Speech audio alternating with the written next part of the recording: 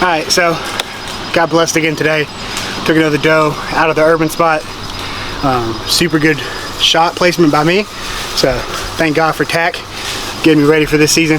So that's 4 tags down for the urban spot. I still have 3 more, including 2 buck tags, which is good. When I got here this morning, there were 2 8 points here. I blew them out.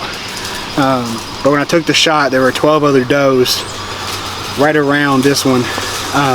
Small dog barked, which happens during urban season. Spooked the rest of them. She stayed, needed to clear a tag. When we were saying, when you have the urban spot, there's so many doe, the population is so dense here. Like, there were 13 altogether in a 5-acre area with no bucks, which means we gotta get that population down, which is why this is part of urban deer management. But super blessed. This is the end of episode 2 of Urban, so we'll catch y'all on the next one.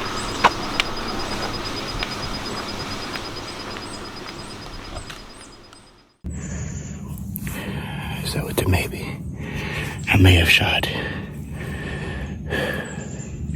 my biggest buck. Looks like a good shot. Maybe a little back right. But I got my shot off. I'm super excited. This is the first time I've ever had buck fever.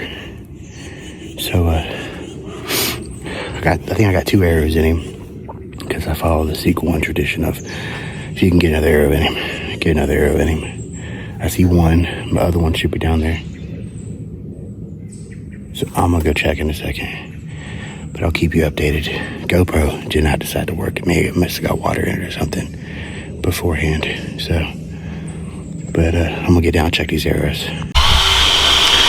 All right, so Cameron called this morning. He's at the urban spot. It sounds like we got a buck on the ground. So I just got to that spot, so I'm gonna go down, help him. You know, obviously we're gonna video it. We're both super excited right now. I've been a little sick the last few days, so I was not hunting this morning. This is probably the best way I could have gotten woken up. So let's get down there and see what he needs help with, and let's just go check it out.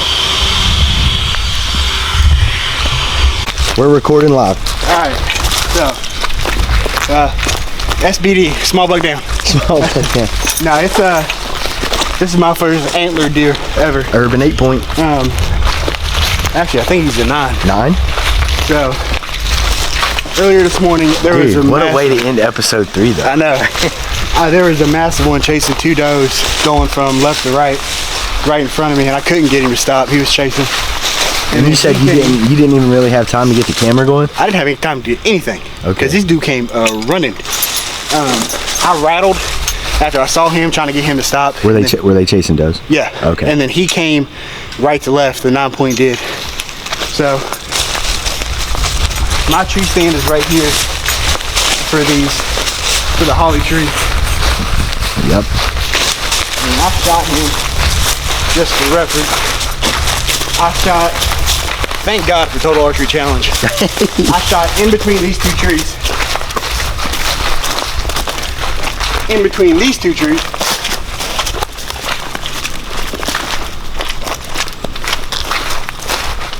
You hit him right here. So.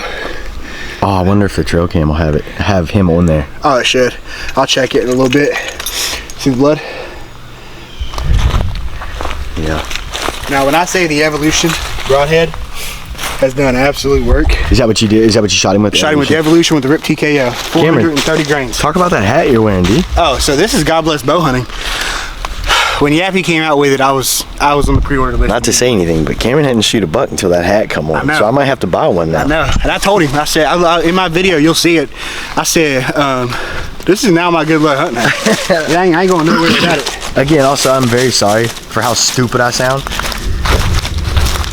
So, I am a big proponent. If I shoot a deer and I don't see it fall, I'm putting another arrow in it if I can. I shot him twice. I shot him once there. He stopped. He ran down here. And then I shot him again right here. Arrow went through him again and embedded itself in that tree. I got the arrow back. Arrow's fine. Broadhead's a little messed up, but it'll be fine. Well, let's go down here and look at this deer. Action. All right, so this is where he probably last stood.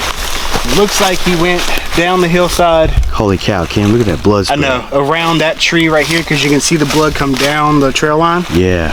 He probably stood here for a second, like as his blood pressure started to drop. What broadhead? This is the Evolution hide. 100 grain, aluminum, did absolute work. Like, I can't say anything about it. Like, from where he fell, or from where I shot him, maybe 75 yards straight downhill, because, you know, West Virginia loves mountains. Dang. But, this is where he fell. This is where I field dressed him.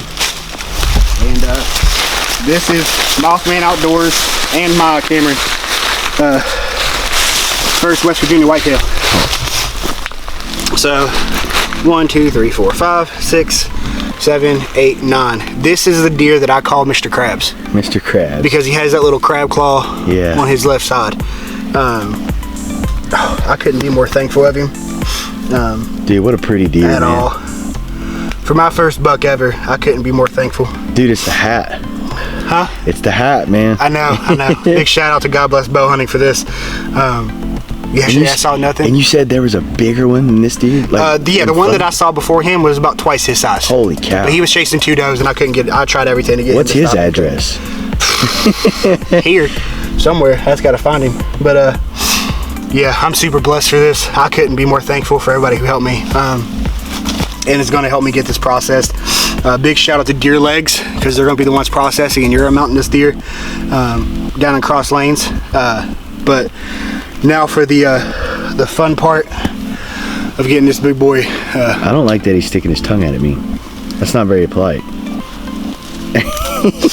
Now it's the fun part of getting him up this mountain. Let's get him out of here. But I'll see y'all when I get him in the truck. Hell yeah. We just stopped and got ice to put inside because it's going to take us a few just to get to the processor. Yep. After shot thoughts. I shook like a bitch. So now that we're in the truck, we got the deer out of the woods.